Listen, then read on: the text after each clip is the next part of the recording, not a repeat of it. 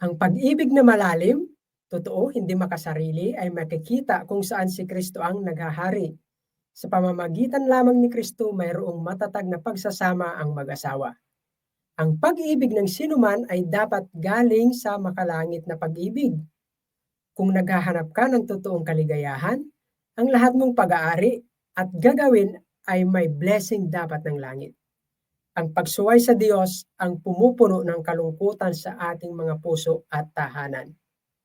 Huwag kang makisama o mag-asawa sa kaaway ng Diyos sa mga taong di naniniwala sa Diyos.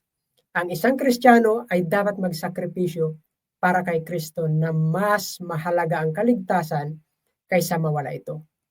Na mas pipiliin ang di mag-asawa kaysa makisama sa taong mas gusto ang sanlibutan kaysa kay Jesus at maglalayo sa kanya kay Kristo.